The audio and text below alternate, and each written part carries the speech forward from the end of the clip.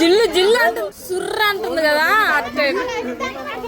Hi friends, welcome back to our channel. So ఆ నందీశ్వరుని దర్శించుకున్న తర్వాత కొంచెం ముందుకు రాగానే మనకైతే ఈ సాక్షి గణపతి అయితే కనిపిస్తాడు. సో ఇక్కడ రావడానికి గల ముఖ్య కారణం ఏంటంటే ఈ జీవుడు అనేవాడు శ్రీశైలానికి వచ్చాడని సాక్షిగా ఆ గణపతికి అయితే చెప్పేసి అయితే లోపలికి వెళ్ళాలి. సో అందుకే అన్నమాట శ్రీశైలానికి వచ్చిన ప్రతి ఒక్కరు తమ గోత్రనామాలు చెప్పి ఆ గణపతిని సాక్షిగా అయితే పెట్టి వెళ్తారు. సో దాన్ని దాటుకుని కొంచెం ముందుకు రాగానే ఇక్కడైతే మనకి పాతాళ గంగ అయితే కనిపిస్తుంది. సో ఇక్కడైతే స్నానం ఆచరించి లోపలికి అయితే వెళ్ళాలి. ఈ పాతాళ గంగ దగ్గరికి వెళ్ళాలంటే ఈ చిన్న మెట్ల మార్గం నుంచి అయితే వెళ్ళాలి. అవైతే అచ్చమైన కొండరాళ్ళు, అడిగేస్తే జారిపోయేలాగా ఉన్నాయి. సో చాలా జాగ్రత్తగా అయితే వెళ్ళాలి ఇక్కడ నుంచి. అండ్ ఇక్కడ ఇంకొక మెయిన్ థింగ్ ఏంటంటే ఇక్కడ నుంచి శ్రీశైలం డ్యామ్ అయితే క్లియర్ గా కనిపిస్తుంది. అండ్ ఆల్సో ఇక్కడ బోట్ రైడింగ్స్ కూడా అలౌ చేస్తున్నారు.